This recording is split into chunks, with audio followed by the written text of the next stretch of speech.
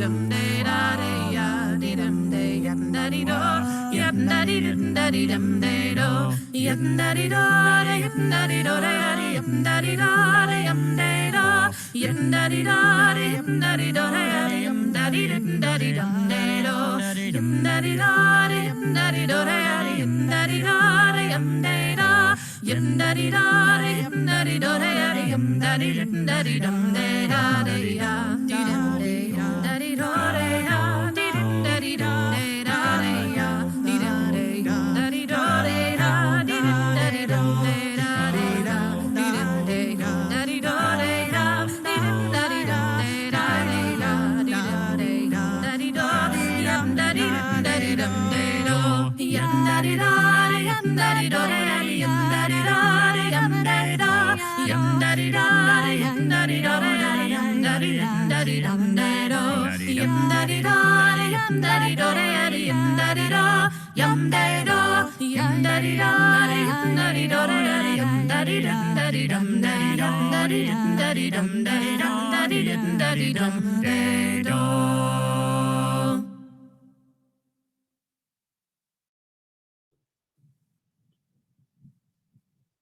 Hello, everyone. Wow. That fabulous tune is the Morissette. It's traditional, filled with traditional music. The band is the Teacups. The artists are Alex Cumming, Kate Loxley, Rosie Calvert, and Will Finn. The album is In which I am going out to buy as soon as this show is over. Oh my goodness, it was so amazing. We're posting where you can buy it, where we all can buy it. I am Darlene Hamilton, and we are the Historical Tea and Dance Society. Thank you for joining us this evening. On our team, we have Lindsay Verbal assisting with the program, handling media and our attendee questions. And we have Reed Wilson monitoring Zoom for questions and posting. And Larry Hansen monitoring Facebook Live chat for questions and posting. It's an important thing to know where that chat box is, because there are both a lot of informative posts happening and a lot of fun commentary going on. And it's also where you'll find the link for the after talk. And you do want to post your questions in those chat boxes on both platforms. That's why we have Reed and Larry monitoring for them. We're going to take all those questions that we don't get to in this session and bring them into the after talk. And we will have a lot of fun hanging out more with Alex there. So, and thank you to Karen Axelrod, of course, and friends every week. The amazing, amazing concert. Thank you. We are so blessed with our English country dance musicians. Thank you all, everyone, sincerely from the bottom of my heart. Your music just moves me so much. Thank you every week. So we're going to go into a bio on our guest. Alex Cumming is a traditional singer. He's an accordionist, pianist, and dance caller, originally from Somerset, England, and now living in the greater Boston area of Massachusetts. He earned a bachelor degree in folk and traditional music from Newcastle University. He makes music as part of the transatlantic trio Bellwether, the fiddle and accordion duo Alex Cumming and Nicola Beasley, and the a cappella quartet, the Teacups, to name just a few. Alex has played live sessions for BBC Radio and appeared on the BBC TV show Edwardian Farm. And he once spent 3 weeks trying to teach sheep to sing for a British game show. He calls and teaches a range of dance types, including English country dance, contra, Morris, sword, clog, and Ceilidh dancing. He co-founded the Virtual Accordion Camp together with Rachel Bell and Jeremiah McLean, and is currently the program director for Pinewoods English Dance Week. Wow. Please welcome Alex Cumming. We're so happy to have you with us. Hello. Thank you so much for having me. We are going to jump right in because I know there is a lot to talk about. So, can I first just say, I'm very jealous. You've all suddenly appeared with these pins, and I want one. You will get one. And we will tell Woo! everyone else how to get one at the end when I'm making announcements. And we're going to Drum be roll. dropping in the after talk. Yes. So thank you for doing that plug. We are going to get to that at the end. So, but for now, we have lots to talk to you about. So, thing number one, the history. Yes, all my little topics today have the in front of them except one because I, for some reason, didn't follow my own pattern. Um, but kind of the overall idea of my chat with you today is kind of like the idea, not necessarily of evolution, because evolution is not the right thing, because that kind of gives the mind of like survival of the fittest, moves on, but sort of like the growth and ever changing nature of traditional music and dance, which is what I think we all love about it so much. But it all starts with a really passionate understanding of history. And for you to understand what I'm up to, we get to have a little bit of history about me first, because I know that's the normal thing that happens on this Five Things talk. The cat's stealing the show, by the way, I can see over here on Lindsay's screen. Don't know if anyone else can see it, but I'm very happy. Um, yeah, I got started playing the accordion when I was age 6. And um, I don't remember starting or choosing to play the accordion. So I've just kind of known it all my life. But I didn't actually start as a traditional musician or knew anything about folk music. And in the UK, we have this sort of training ground where we have these classical music grades on instruments. So you sort of work your way through examinations from preliminary to grade 8. And so I was doing classical exams on the accordion for a long time, and studied grade 8, but never actually took it, because before I got to doing grade 8, I discovered folk music, and then my real passion found. You can see me here. I'm going to show you this because I think it's adorable. This is me at the age of 6 with my very first accordion. Look at that. A very cute little boy I was. Whatever happened, I don't know, but there we go. So I grew up in Somerset, and one thing I've always been really interested in. Well, I will show you actually where Somerset is, because I'm helpful like that. It's in England. It's the southwest of England. It kind of, you can see it's near Cornwall. It's not Cornwall, but you kind of can't avoid driving through Somerset to get to Cornwall. If you know the UK, you basically drive on the M5 to get to Cornwall, and that's most people's experience of Somerset. But it is a beautiful place, so you should stop sometime if you're in the UK when we're allowed to again. So I've always been interested in local history and sort of old history in general. Old history meaning like not like the world wars. I'm not a fan of learning about world wars. That was not my favorite topic at school, because I'm not a person who really likes to know about or even want war to happen. So, but I was really interested in earlier history. And me and my father saw an advert in the local newspaper for a Morris dance open evening. And in the UK, Morris dance, there's a rough understanding of a vague cultural understanding of what Morris dance is, mostly in a jokey way, but it's on the peripheral vision. And so we thought, open evening of Morris dancing, we could learn a bit about history, it'll be really exciting. And so I did this at the age of, I think it was 11 or 12. We went along to this open evening, and it turned out open evening meant that was just a normal practice night. They just put it in the newspaper. And so we ended up learning some dances, and I got quite into it and liked it. It was then learned quite quickly that I played the accordion, and they gave me this what over here is called the Bacon book. It's a big black book of Morris dance tunes, and so I started learning those. But my biggest entry into folk music, I kind of had that as a bit of fun, but that Morris team I was on was part of a documentary for one of the big TV channels in the UK, all about Cecil Sharp, and my Morris team were invited to dance. And this was only like a few months into me being a member of the team. And obviously I was young and I was playing accordion, so they got me into the band for it. And we met this what I thought was this sort of like tacky TV presenter person. But then after we'd finished filming, this person picked up the violin and started playing and then singing. And I was like, wow, this TV presenter is incredible. It turned out to be one of the folk legends in the UK, Eliza Carthy. Who, if you don't know Eliza Carthy, go and check her out. She's like royalty and her whole family is royalty. And so finding out about the Carthys and the Watersons, I got into the whole folk song and English folk song and then into English folk dance. And that got me really interested in history. So that was kind of how I really got into the idea of history. And that's where I discovered that Cecil Sharp collected his very first folk songs in Somerset. Oh, remember where Somerset is? Ooh, there it is. And that was kind of really exciting because I discovered that there was a wealth of music from where I was from. And Cecil Sharp collected his very first folk song from John England, out the most English name, right? Just a couple of villages away from where I grew up.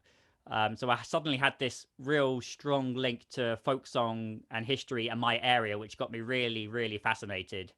Around that time, I then started my first dance band. I got into Ceilidh dancing.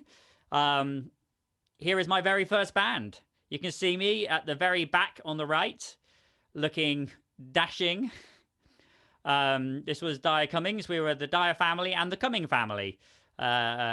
Little did we know at the mere age of young teens what other connotations that name could have, but there we go, we were stuck with it.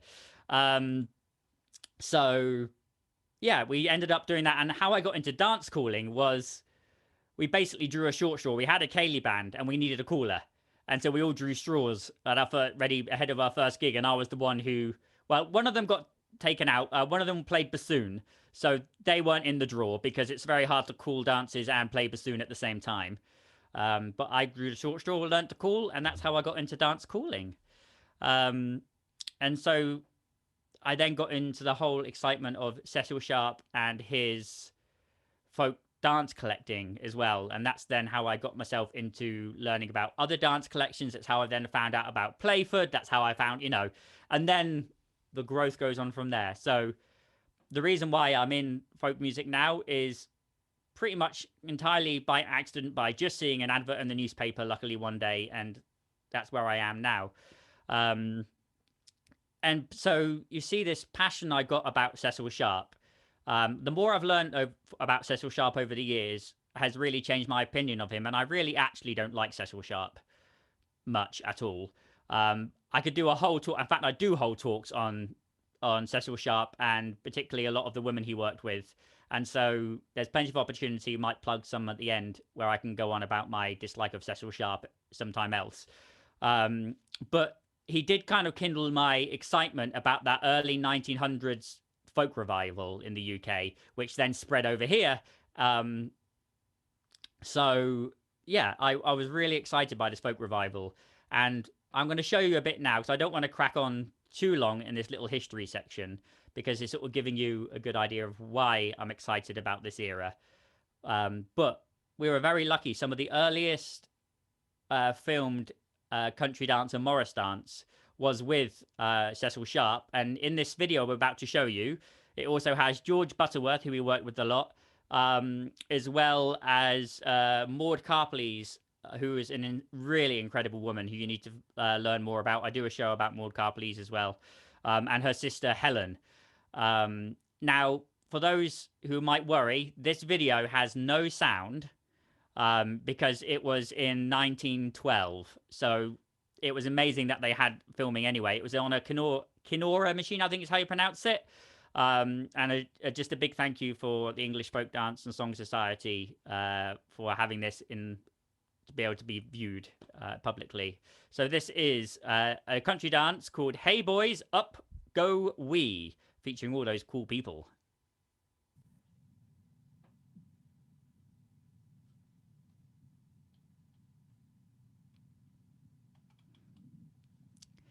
So I can talk over this because it is silent. The one with the moustache is George Butterworth. The other bloke is the lanky and clumsy Cecil Sharp. And then we have Maud Carpleys and Helen, but they look quite alike, and I haven't quite figured out which one's which yet. Now, there's a moment coming up with Cecil Sharp that you're going to enjoy. Well, there we go. Clumsy dancer.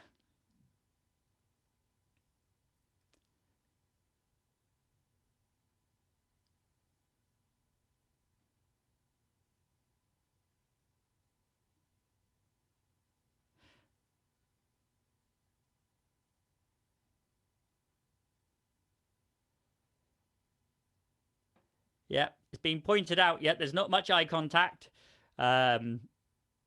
It's interesting. It's of its era. It's very proper, very straight backed.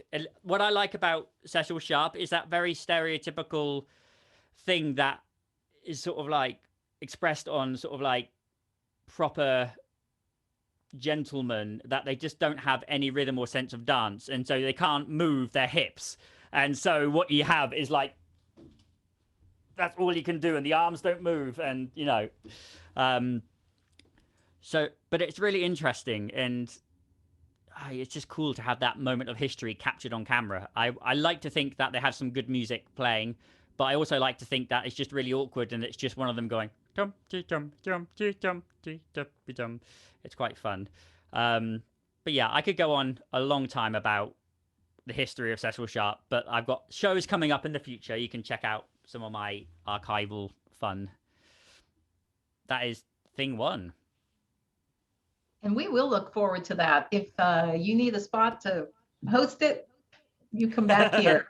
We want, or let us know when it is, because there were a lot of people commenting. All right, thing number, oh, and by the way, Jan Elliott said that Maud is shorter. So that's how you can tell. Oh, that's very helpful. Thank you, Jan, out in Facebook land. All right, thing two, the choreography. Yes. This is what got me into really passionate about folk dance. I feel like one thing that a lot of us really like about having folk dance in any type is that I'm really bad at a discotheque or any moment where you have there's freestyle dancing. It's can be really fun for one track. I can have fun, exactly. But I need some guidance. And that's kind of what first made me fall in love with social dancing. And I sort of really grew up with the idea of ceilidh dancing, and sort of just this fun, energetic thing where you had this framework to dance with that you could then sort of bend around and play around with a little bit, which is really nice. So that's really what got me interested. And I just like, it's the same with any other social dancing, with ceilidh or English country, contra, and Morris as well, particularly, and longsword and rapper dancing. They're all based around the movement and shape of a thing. And I really enjoyed the idea of being able to visualize things from above and just being able to like paint out the shapes that are happening. And it's just beautiful. And when you get a dance so beautifully, where you've got people aware of their surroundings enough, the excitement, even if it's like a drunken ceilidh, you can still see the patterns moving and whirling around, and it is just glorious. And you just see it's like cogs working together to create this excitement. And that really what got me excited about it. But for many years, I was a ceilidh caller, as I said. And for a long time, I really wasn't a huge fan of Playford dancing. I was a fan of the choreography. I'd read the books. I'm a geek, of course I did. And I could visualize the dances to an extent and could tell that these would dance really nicely. But a lot of the places where I grew up, there were folk dance clubs, and I found them incredibly unwelcoming places to be. It's kind of that weird thing, and things are changing a lot for the better now in that way. But there wasn't any chance to feel like you could enjoy yourself in the same way. Or when you were learning, if you made one step wrong, you'd have a whole set of people angry at you or like staring at you, and it wasn't a pleasant experience. And so that I experienced that at a few different places, and so that really put me off that whole idea. And Contra in the UK for a long time was danced by that same crowd as well, and so I had a very similar idea of Contra. And so I didn't really enjoy the community, I guess, because it wasn't a very welcoming community from the places I had. There were a few places. There's things like If Diff, which happen every year in the UK, that I was not ever free to go to because I was always gigging somewhere else. That was one of the very few youth dance festivals that did stuff really well, but I never experienced that, and I've done it for a long time. But so really my excitement about English country dance didn't happen until I first visited Pinewoods, which must have been 2013 maybe, I think it was. And it was just one of the most magical experiences. The very first Pinewoods week I went to was English Scottish week, when it was a thing, and it was magical. We then went straight into English week and then English American week, and I just remember my jaw dropping at this excitement of English country dance. The music was incredible. The repertoire was far wider than anything I'd experienced in the UK. A lot of these dance clubs were doing Playford, and were doing it in a more closer, I guess, to a reenactment style rather than a social dance style. And yes, Clara, it was the Maple Morris residency. Is very true. I need to make that very clear. And if we, in the after chat, I'll go into more reasons why all that links into me being here. But yeah, it was just magical. And suddenly there was all these people dancing this incredible new repertoire of English country dances amongst the old dances, and the music was exciting, and it was just magic. And I'm going to actually play 2 videos now of dances that I vividly remember there. These are not films from the camp, and actually, because I didn't know people over here at the time, really, I don't actually remember who was on staff. I could look it up now. But one of the first things I was really excited about, I knew the tune Softly Good Thomas, and I loved the tune. It's not too complicated, it's repetitive, and on paper the dance seemed pretty boring, but it was an amazing experience. You'll just get to see this and why I like this so much.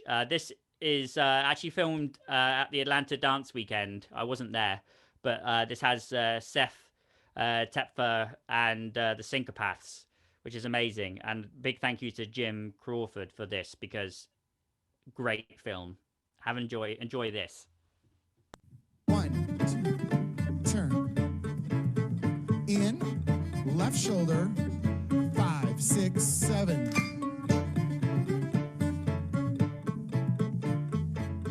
Right shoulder, 5, 6, 7. 1's cast, 2's lead up. Set. Rights and lefts. Right, left. Set, falling back. Crossover. 2's cast up. There we go. We could watch more, but suddenly, like that video explains it well. Except you can feel some. If you haven't been to Pinewoods, the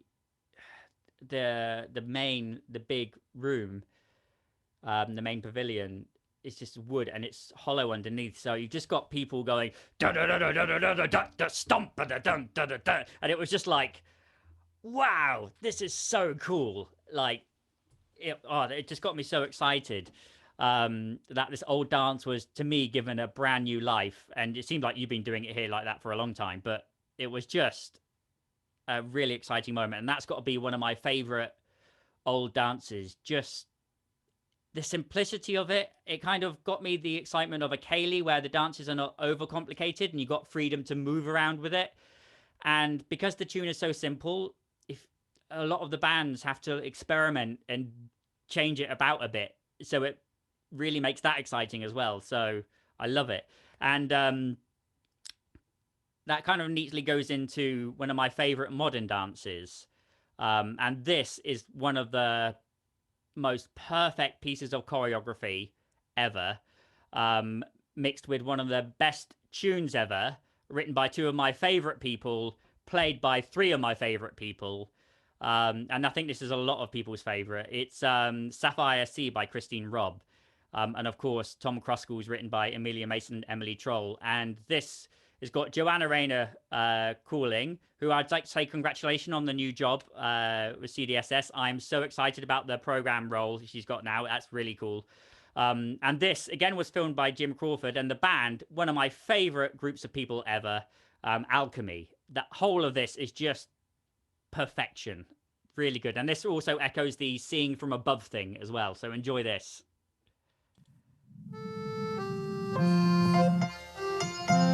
First corner's right, second corner's left. One's cast. Face the second woman. Hey, go.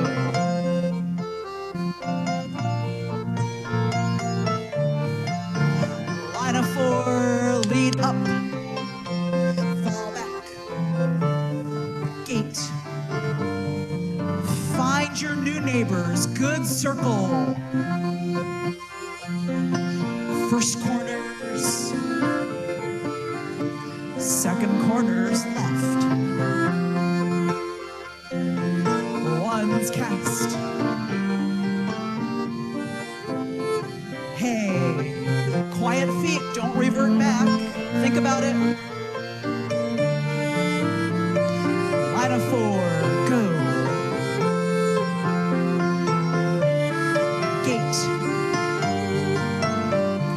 At the top, circle, go. Just everything about that is perfection.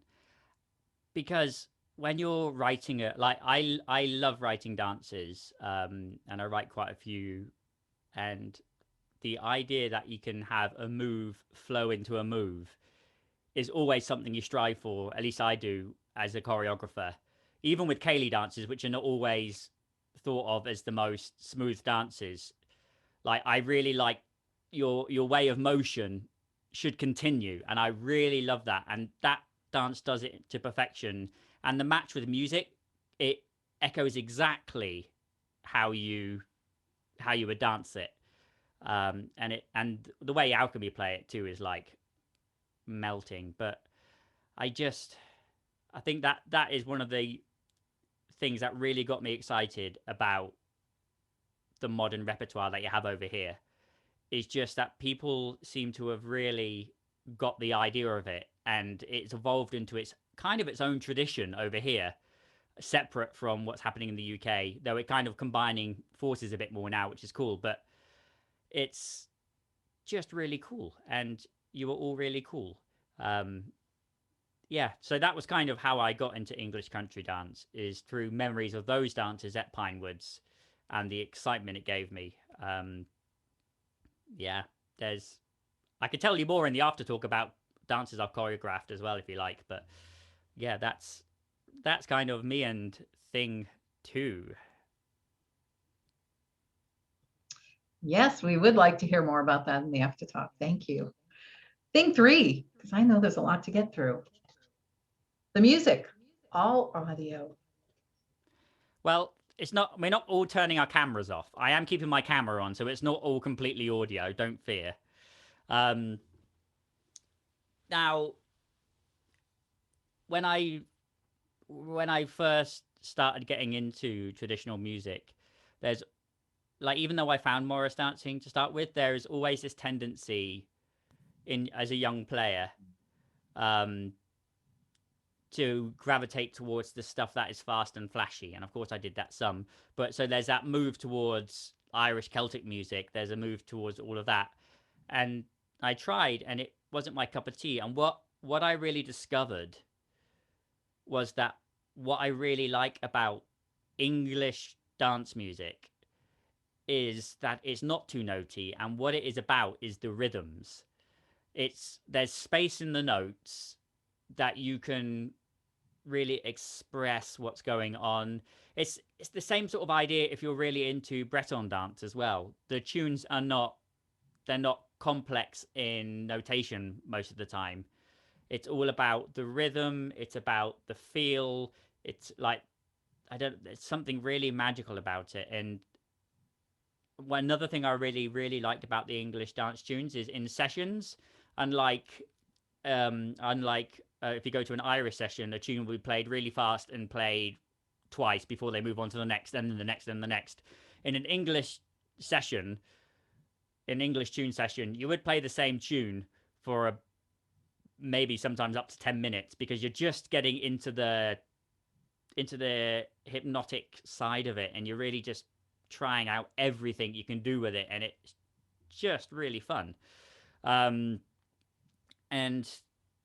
yeah, it just really excites me. And the other thing I really like about English dance music is a lot of the English dance music derives from songs, because a lot of these things were shared by oral tradition, and that's really cool too. And so a lot of the ways that people remembered tunes was singing the words to them, or if you were here early enough to sort of hear the beginning with the intro music, people would diddle or mouth music the songs, the dance tunes as well. But there's a lot of the English country dance repertoire that is based around song. And actually, I'll play you. One thing I'm doing when I'm playing for English country dance now, which is obviously not as regular as it was. In fact, I have not played for a single dance for over a year now. But if there's any online bookers on there want an accordionist, but I've been playing around with the English country dance tunes, and there's a lot of them. Hudson Barn is a gorgeous one, and I'm going to play this partly because Karen played it with me from an old recording on In the Moment, Not a Concert thing earlier, and listening back to it, I'm not all that happy with what I did with it, but I've been playing it differently more recently.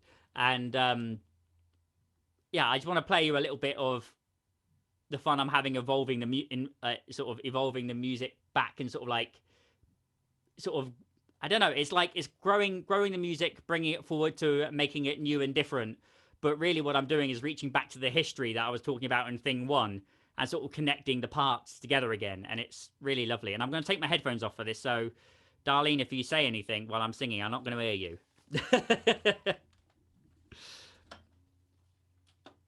Now there is two in the legendary Barnes books. There are two versions of this tune, and I've really had fun doing that.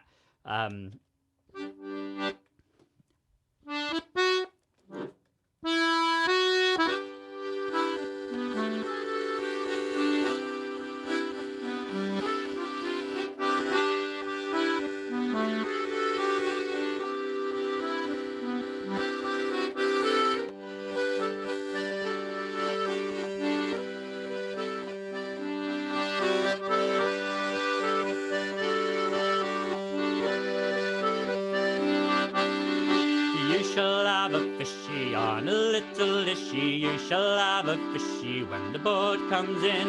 You shall have a haddock baked in a pan. Dance to your daddy, my little one.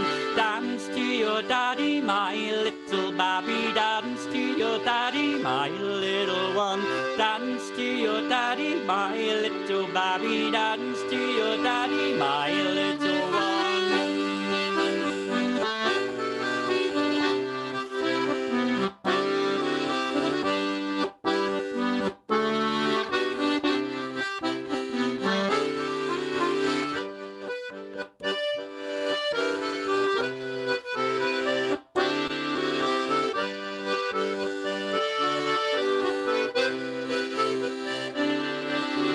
When thou art a young one, you must sing and play. Go unto the shore and cast your shells away. Build yourself a castle, let the tide roll in. Dance to your daddy, my little one. Dance to your daddy, my little babby. Dance to your daddy, my little one. Dance to your daddy, sing to your mommy. Dance to your daddy, my little one. Woo! Hey.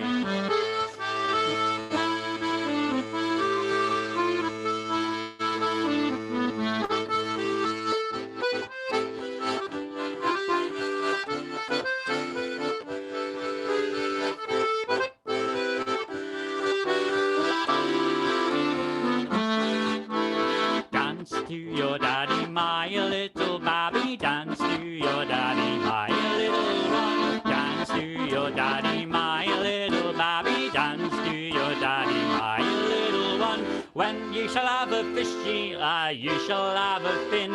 You shall have a bloater when the boat comes in. You shall have that bloater baked in a pan. Dance to your daddy, my little one.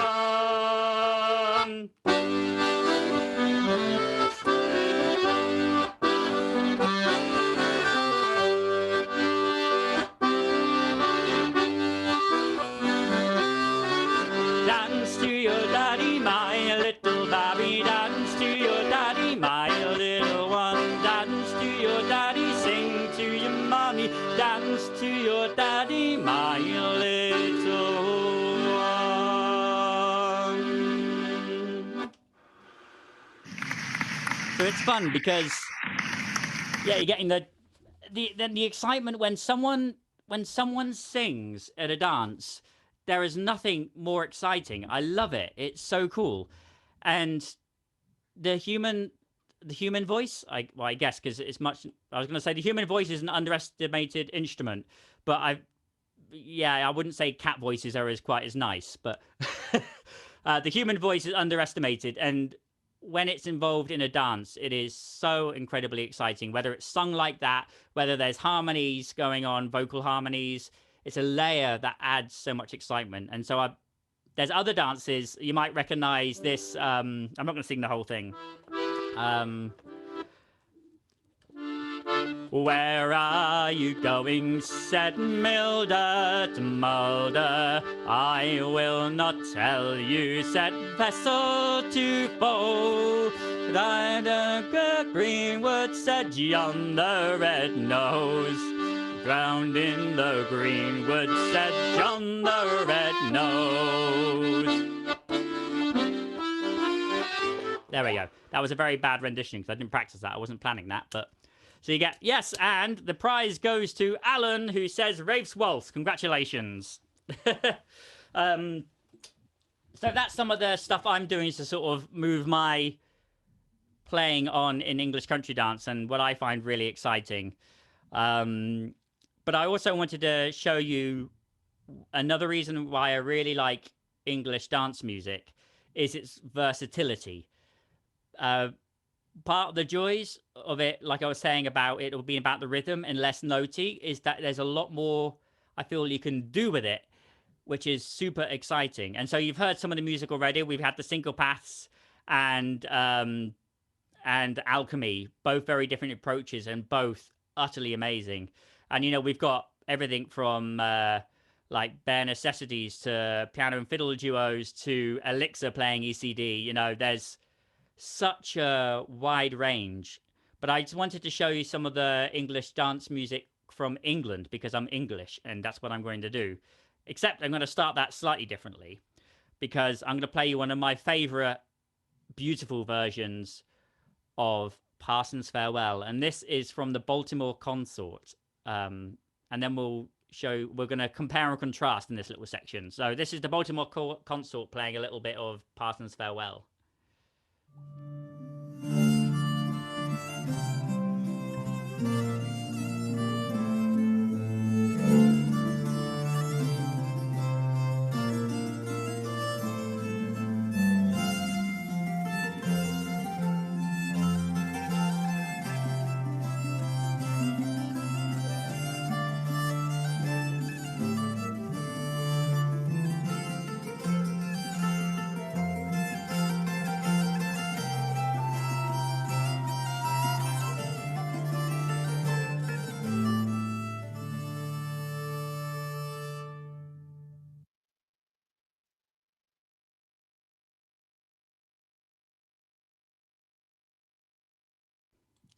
Yeah, I just wanted you to test your cards because I know you have them, so you needed to use it at some point, Darlene. Thank you.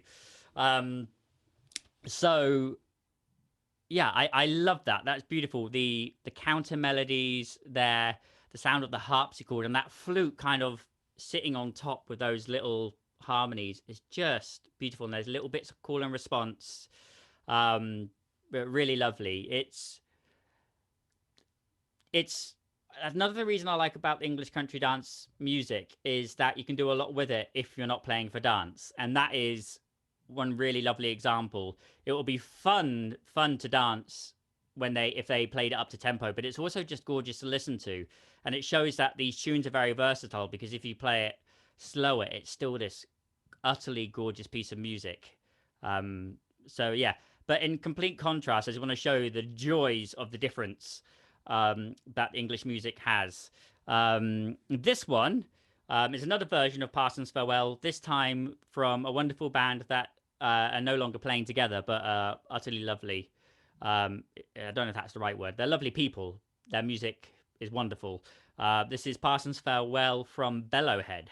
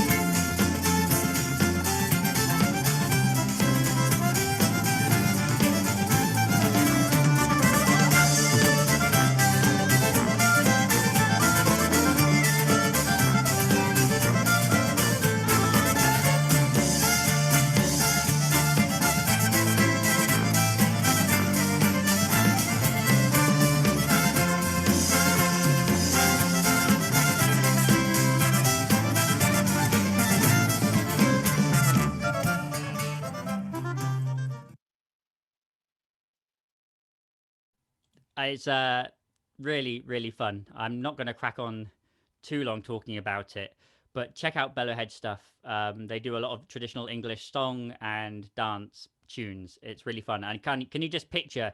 It's an 11-piece band. Just picture them playing for an ECD dance. That would be amazing. They never did, but oh, that would be a dream. Really would be. Another example, very quickly, of just the love I have of English dance music. And this is a new tune written by Dave Shepherd called The New Road to Ulston. And I want to play you the wonderful Blow Isabella. We're just going to have one time through this tune. But just here, this has got one of the best box players of all time, accordion players, button accordion players, melodeon players, called Andy Cutting playing in this. It's just utterly brilliant. Blow Isabella with The New Road to Ulston by Dave Shepherd.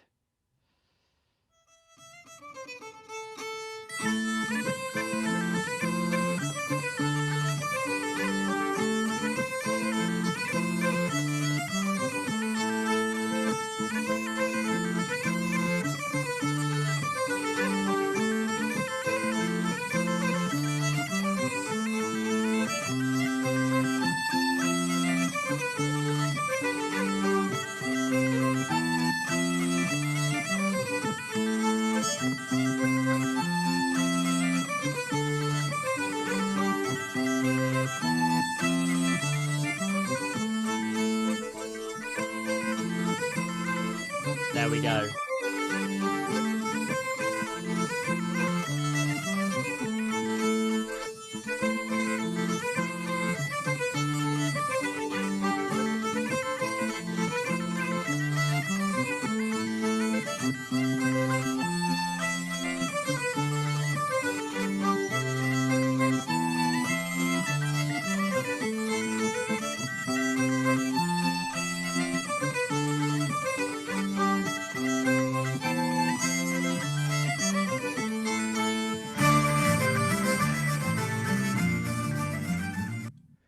So utterly brilliant, so danceable. And this next one I'm going to play to you equally is with some really fine traditional dance musicians in the UK, but a little different, but equally as danceable. And the idea of having this at the Scout House here in Boston or in Pinewoods would be really exciting. This is a band called Glory Strokes playing the same tune.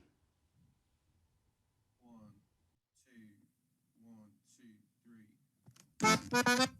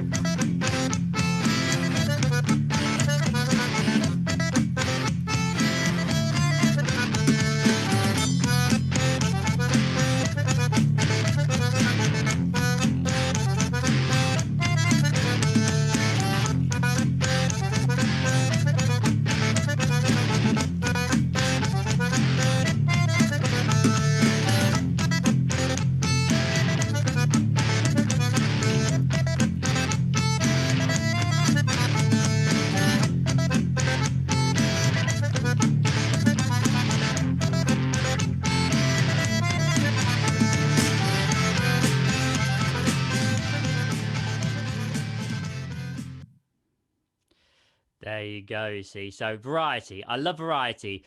And that's what really excites me about English dance music in general is there is variety and they're all equally valid. And a lot of the people playing them all have this, again, rooting in the history and the choreography when they're arranging. But they are approaching it in so many different ways that it is freaking awesome. And I love it.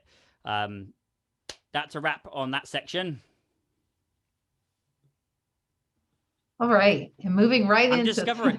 Yeah, I'm discovering it's really hard. I could do a whole hour on just one of these things, and I was thinking it was hard just watching it, and now doing it, it's hard. No. We got to have you back for part 2. We've had a lot of comments. All right, thing 4. It's really good. Inclusivity and the community. I think to make it fit in with everything else, it's the inclusivity and the community. Now, this is probably one of the things I'm most passionate about overall. One of the things that I really loved about this folk community and the folk dance community and the folk music community is what a friendly, lovely place it was to enter and come into.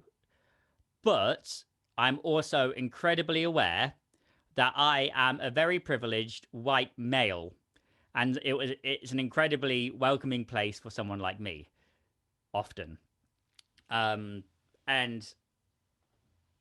I've experienced a lot of things over the years with friends of mine, in terms of, well, yes, we still live, and it's something we all are kind of moving to accept, that systemic racism, systemic sexism, systemic ableism is a thing. And however much we try to either not necessarily ignore it, but say that we're not part of that, is where the problem continues, I believe. A kind of sort of the thinking we've had in sort of the Unitarian Universalist Church I used to be music director at, I kind of learned a bit about this, and you need to come to some sort of acceptance that we need to think and be more aware and be actively changing. There was this whole thing when the Black Lives Matter movement started, where there was this big social media thing of putting a black square on your profile picture. Great. What are you doing next? That's not going to do anything. That's a lovely gesture, but how are you going to actively be anti-racist? How are you going to be actively anti-sexist? How are you actively going to be anti-ableist? And that's kind of my big passion about how we can change our culture to become a much more welcoming place. At this point, I've only got one little video here. And it is partly because Brooke Friendly is one of my favorite people to talk about similar things like this, but also it's a meta moment because this is a clip from the beginning of one of Brooke's talks for 5 Things in December. So we're going to see a past Darlene and a past Lindsay on the screen at the same time. But Brooke puts this really wonderfully and sets the tone really well.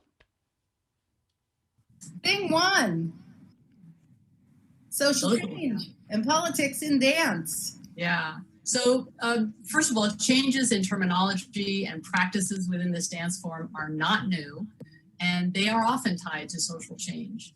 Many of us read with amusement the historical books on dancing etiquette, and we can think it's quaint or chivalrous or about courtship, or we can think it's patriarchal and sexist. And today we wouldn't put up with a lot of the stuff in there, the rules and restrictions, especially for women. For example, you can't dance until you're asked.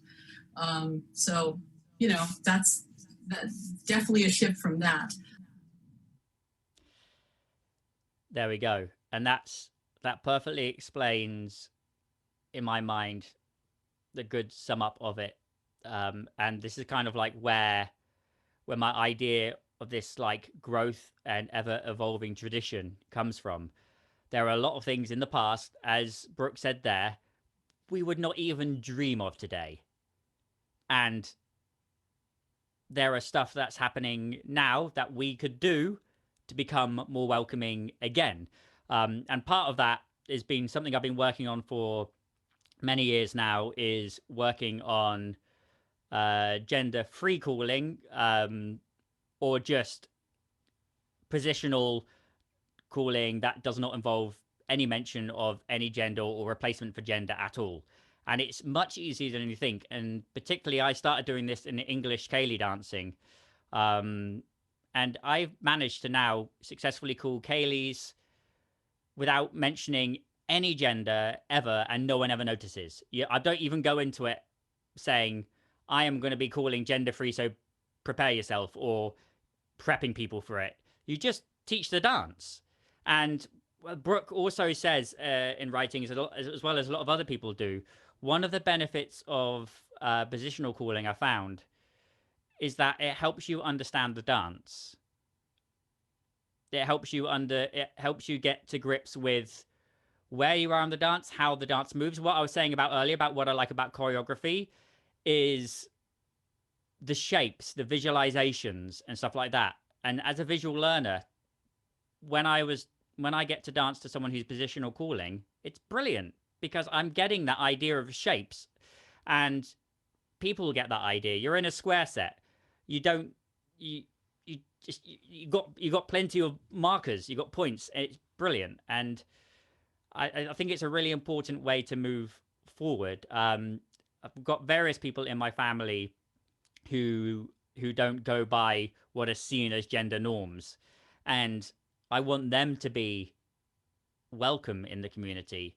And one of the very easy ways we can do that is by learning ourselves to develop forward into just being a welcoming community by by sort of slowly fading out the gendered calling, particularly in big social dances.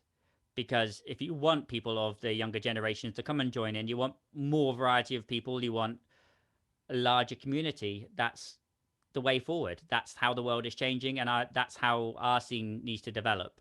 But it all comes back to that point of acceptance that you personally are part of a systemically sexist society, and I'm going to make mistakes along the way.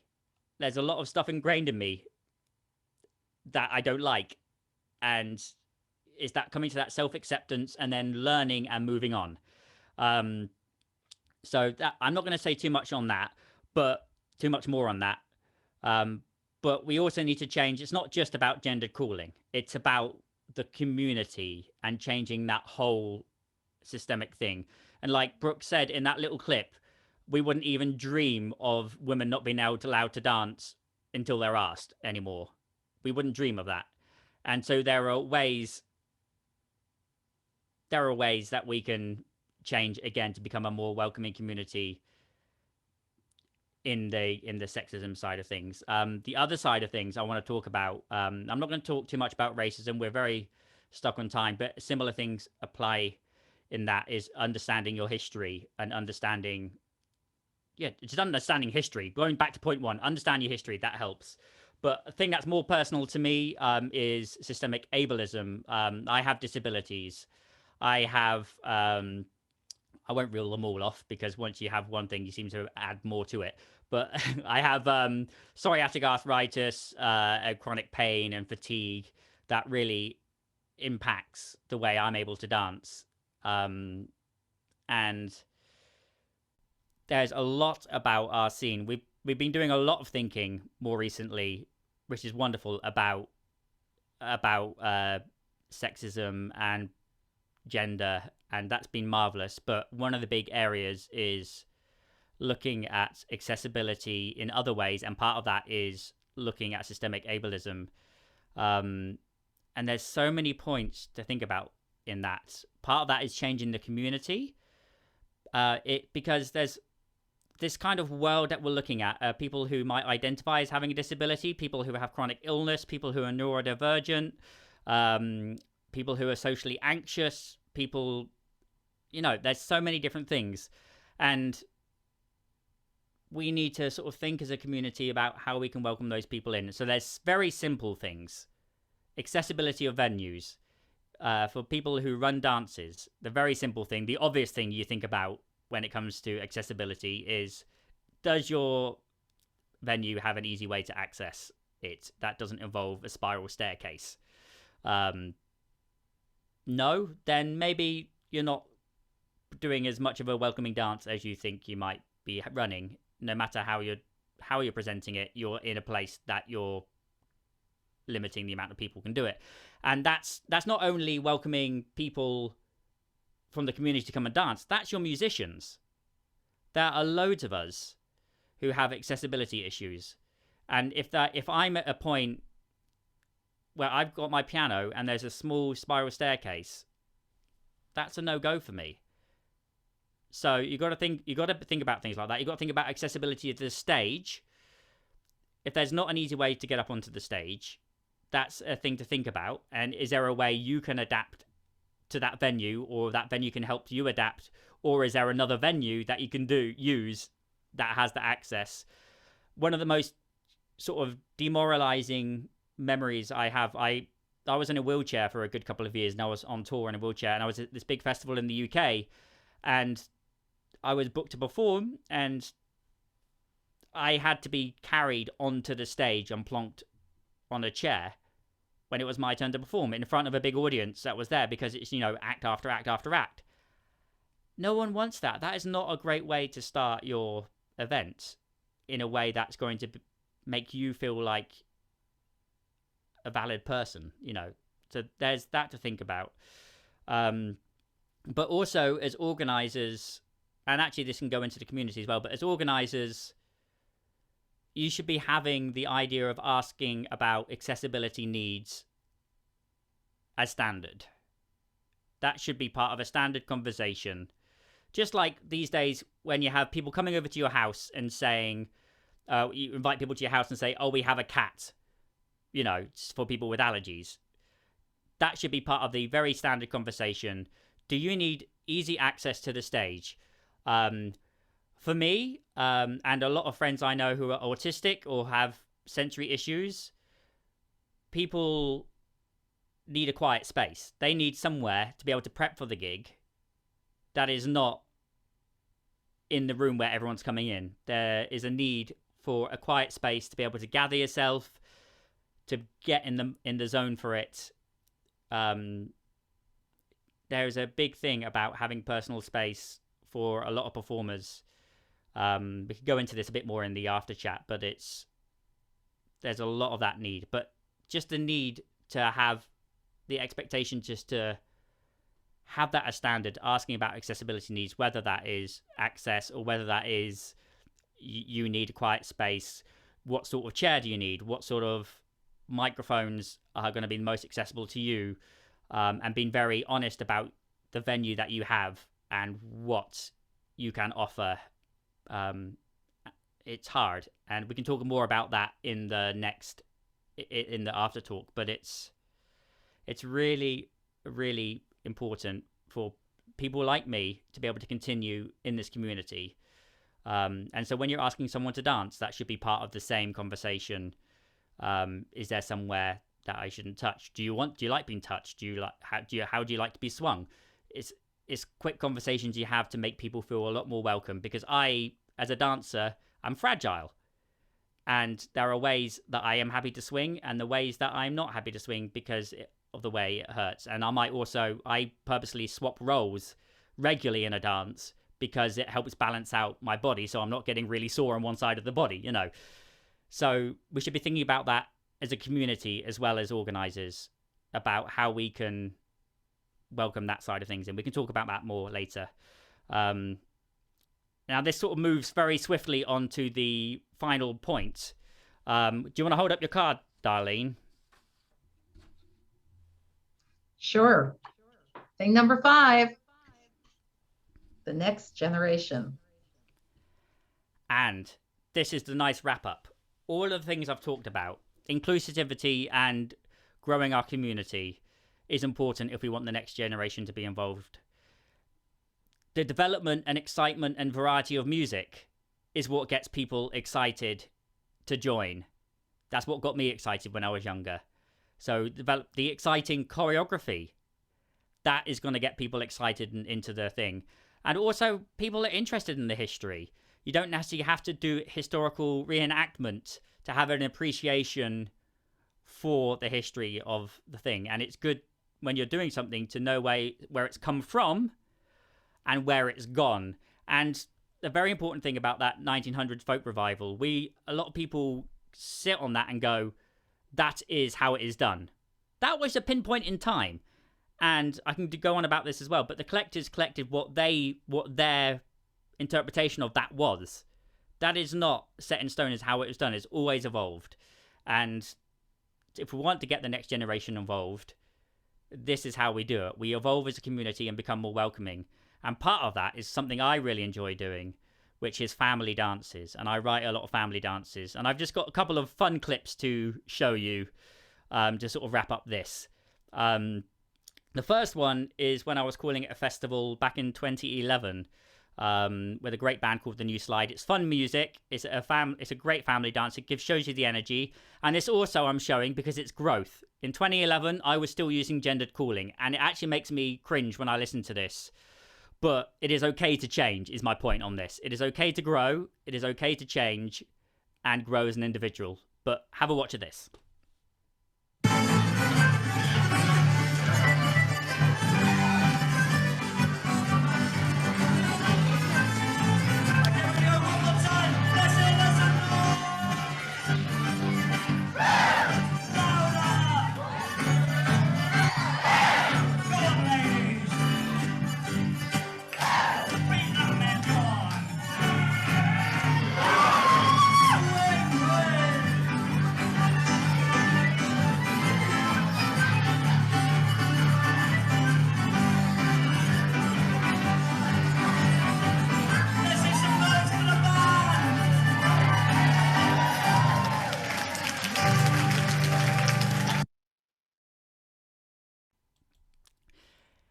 Yes, someone's pointed out they'd not heard the Mexican hat dance for the Circassian Circle before, but it's fun. It just naturally fits. The one da da da da da clap da da da da da da woo. You know, it's great fun. The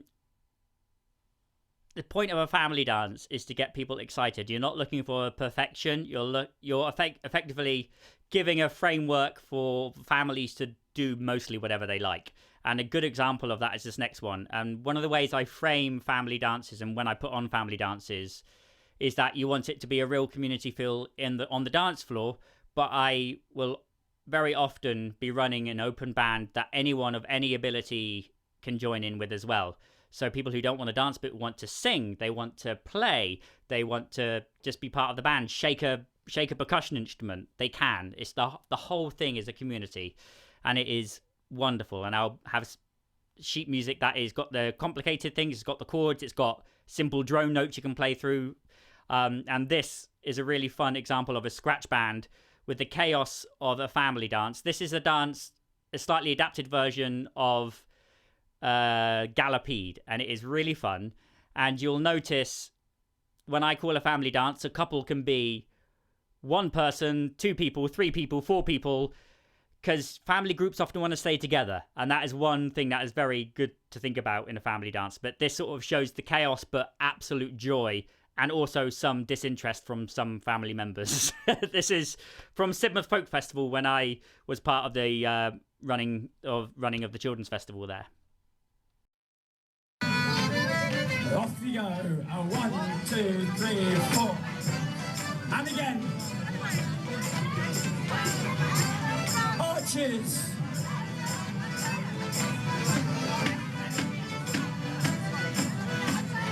Top couple, down you go.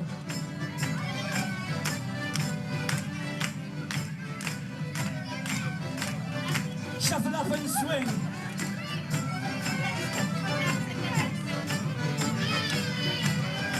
Join hands, are you ready? Forward, go. 1, 2.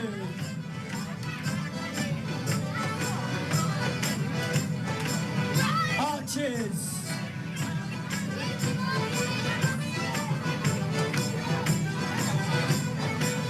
Top couple. Shuffle up. Swing.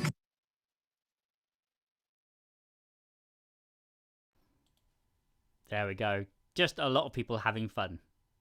And that's how we get a lot of what I've talked about. Again, like I said, we want the next generation. We want our beloved community. We want our beloved traditions to stay alive. It's by growing to the world, as it always has, because we are not dancing like it was in the 1900s, and we're going to continue to grow. It's okay to change. Yes. Go forth and make this a wonderful community as it already is, but make it better. Thank you, Alex. That was a wonderful talk. And yes, we did run over, but there is more to talk about in the after talk. So please make sure you join us there. We are going to be posting links, but don't leave yet. I need to ask Alex, you talked about your favorite dance. So how about, do you have a favorite family dance? What's your magic dance? I think one of my favorite family dances is actually one that I wrote, which sounds ridiculous. But it's a great dance that I wrote, which is called Ned's Fancy. It's named after that band you saw at the beginning, Cummings. We had a mascot who was a donkey called Ned. So we called it Ned's Fancy, and it's a circle dance, but it's an inner circle and an outer circle, circling left and right, so it looks really pretty. But it's a hand clapping dance that go in the main chorus, I guess. I know it goes together, right, together, left, together, behind.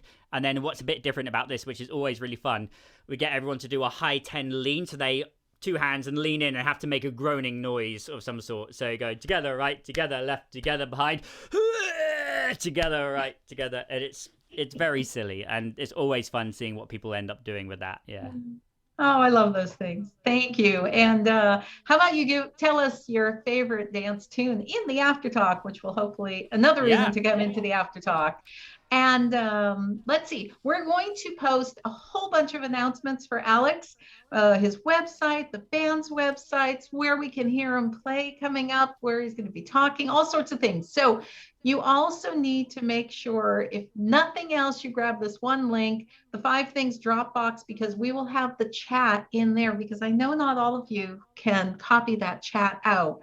So just get this one link, and by tomorrow or the next day at the latest, probably tomorrow, we will have that chat up there, and you can grab all these links that you want to.